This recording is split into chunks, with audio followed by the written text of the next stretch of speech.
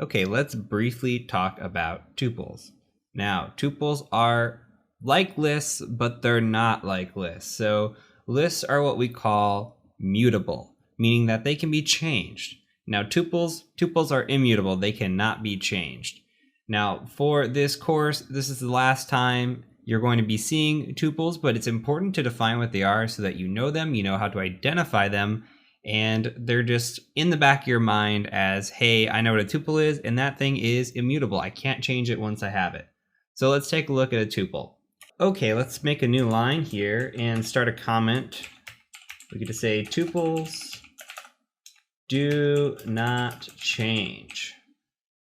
And also we can put parentheses like this, because remember, lists had brackets.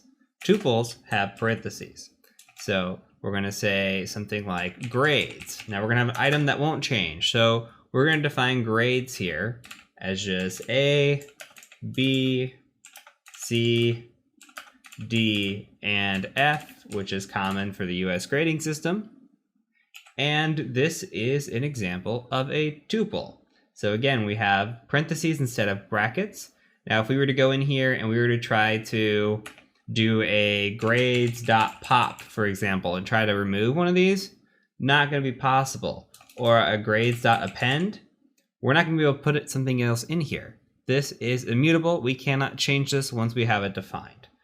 So we can go ahead and print out our grades. And we could say print out grades. Let's print out a B. And that will work. And you can see now we printed a B. So we have similar features or abilities that we did here, but we cannot change it in any way. So once we have this defined and set, that's it for us. So this is it. I just wanted to quickly show you what a tuple is. Again, we're not going to get into it at all in this course, but it should be defined and we should know the difference between a list, which is mutable, versus a tuple, which is immutable. So in the next video, we're going to get into looping. So we've already covered looping in the bash scripting section of the course, but we're going to go ahead and get into the Python version of looping as well and make some more sense of it. So I will catch you over in the next video.